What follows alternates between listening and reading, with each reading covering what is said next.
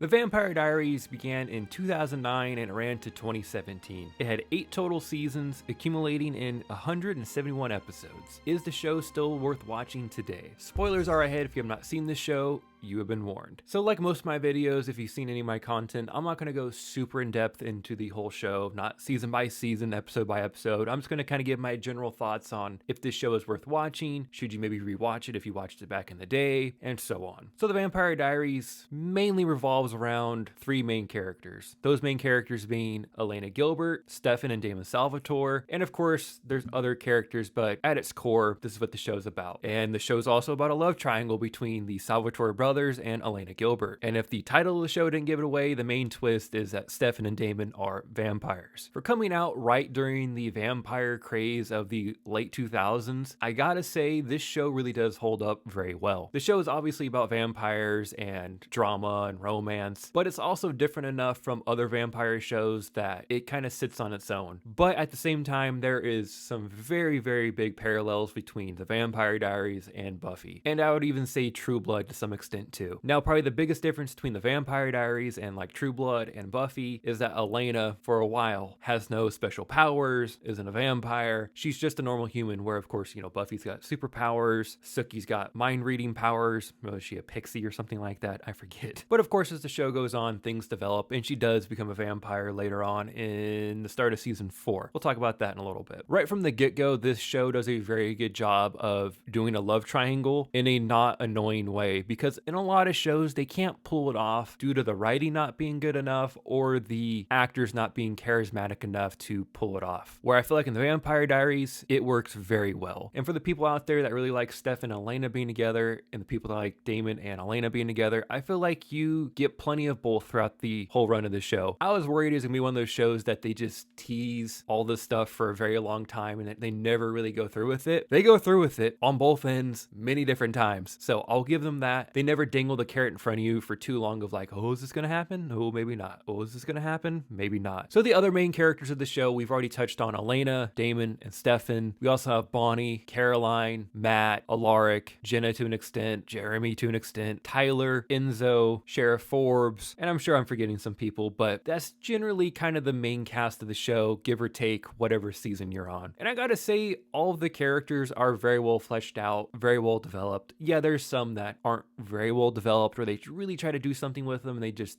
don't. For example, like Jeremy's character, you could tell the show wanted to do something with him, but just never really came to fruition due to many reasons. Like the character just wasn't very interesting. And I hate saying this, I also just don't think the actor was just up to snuff with the rest of the cast when it came to the storylines they gave him. So most things they gave Jeremy just kind of fell flat. So at a more macro level, I think the first 5 seasons of the show are the best seasons of the show. And then I think season 6 really did dip in quality and budget. I gotta say, for not having Elena in the show in season 7 and 8, it did kind of course correct, and I did enjoy season 7 and 8, even though you did kind of feel everything getting a bit tired. Now going back kind of at a more micro level for the first 3 seasons, let's call that the Stefan and Elena seasons, because those are the seasons where Stefan and Elena are together, and those are the seasons where Elena is human. I'll be completely honest, I just got done watching the show just a few nights ago, and I kind of forget the main plots of season 1, 2, and 3, because at its core, the show is mainly about the brothers and Elena. They do a really good job of the love triangle, building tension between the brothers of who's gonna get Elena, who does Elena love? Well, she loves both of them, kind of at the end of the day, very similar to her doppelganger, Catherine, who I've not talked about, but Nina Dobrev, who plays Elena, also plays Catherine, and many other doppelganger characters throughout the show. But pretty much, she does pick Stefan at the end of season 3, but Elena dies at the end of season 3. And what do you know, at the start of season 4, she comes back to life as a vampire. And that really shifts her perspective on life and her relationships. And I know technically she had a sire bond with Damon, but whatever, even when that was broke, she still picked Damon all the way to the end, even after she had the cure. But getting back to the kind of the eras of the show. So the first 3, Stefan and Elena, I would say 4 and 5 is Vampire Elena and Damon, which creates for some very fun storylines, because I personally find Damon and Elena together a lot more compelling, a lot more interesting than Elena and Stefan. Not saying Stefan isn't a very good character, very interesting character, but if you're pairing him with Elena or Damon with Elena, Elena and Damon just have chemistry that just Stefan and Elena don't have. Maybe that's because Damon and Elena dated in real life. I don't know. Either way, you could just see the chemistry on screen. And I'll be honest, it's hard to deny it. I mean, like their first couple scenes together in season 1, you just feel it. There's something there. To go back to Buffy for a moment, I feel the same way about like Buffy and Spike. There's just something there. Even more than like Buffy and Angel. Paralleled for sure, where Buffy and Angel is more of an innocent early on relationship, but as the show progresses, Buffy gets with Spike, more of the dark soul, dark personality. Same thing like with Elena. Stefan early on, more of the easier going brother, more of the light side guy, even though we know he did bad things in his past later on, but you get where I'm coming from. And then she moves to Damon, more of the dark soul, bad boy, whatever. Then going on to season 6, I gotta say the quality and the budget, you can tell, just kind of dipped a little bit from the previous 5 seasons. I feel like they just didn't know where they wanted to go with all the characters this season. It feels kind of like Buffy season 4. It just kind of felt directionless at times, and it kind of felt like they were just rehashing the same ground that they've already gone over a few different times. So I wouldn't quantify it as bad. It's just the worst season of the show.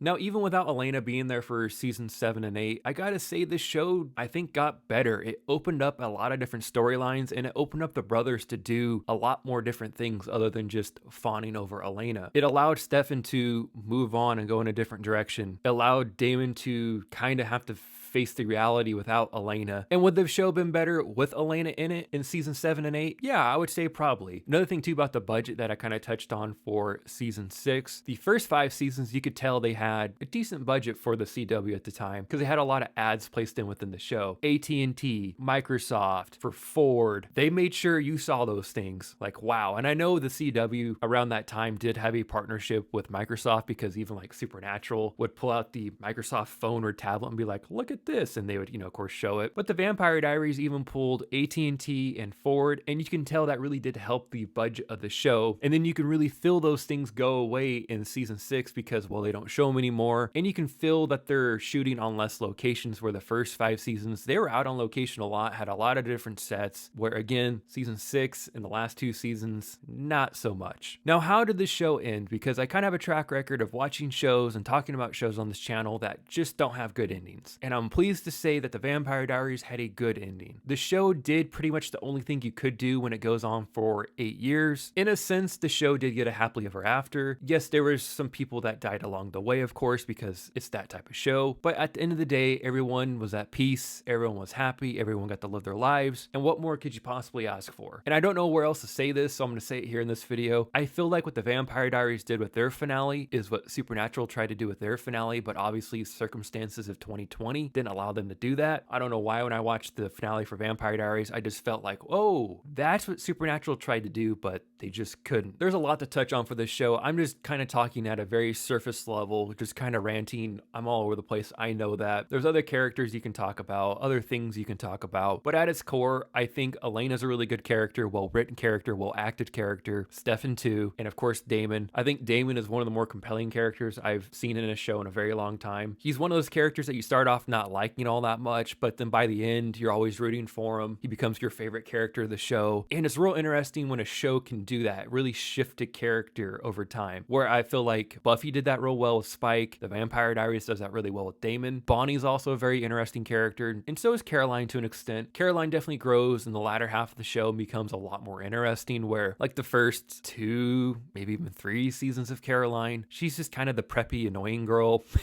Nothing really more there until she gets turned into a vampire. Then she becomes a lot more interesting. And of course, Bonnie, she's a witch for most of the show's run. I would say the first half of the show, she's just really a stick in the mud on most things. Like, yeah, she helps, but it's always kind of against her will. Like, I don't want to do this, but she's going to help her friends. But by the end of the show, she's a fun character. I really like the friendship that Bonnie and Damon create over the last 3 seasons of the show. After they go to the prison world together, practically purgatory, it was really fun to watch those 2 characters become real close friends. And one last thing I wanted to touch on before I leave. If you're worried about the show show feeling too teen drama-y, or like they wouldn't go there in like the violence sense or something like that, this show totally does. Yeah, it's not True Blood, it's not on HBO, but for being on the CW and having a TV-14 rating, this show gets away with a lot of different stuff. And it was very refreshing to see, because I was worried about that too, where like, oh, this show is gonna just like allude to a lot of things, never really show anything. No, the show shows a lot. It gets away with as much as you possibly can for being a TV-14 show on the CW back in the day. At the end of the day, I'm really glad I watched this show. It's definitely one of my favorite vampire shows now. If you're a fan of vampires, vampire lore, vampire shows, and you have somehow not watched the Vampire Diaries, I highly recommend it to you. It is well worth your time. You will not be disappointed. It's a very, very fun show with a lot of fun characters, very good writing from wire to wire. I can't recommend it enough. And in saying that, let me know your thoughts on the Vampire Diaries down in the comment section below. And while you're down there, if you could like the video and subscribe to the channel, that'd be greatly appreciated. Until next time, guys, everyone have a great day. Thanks for watching.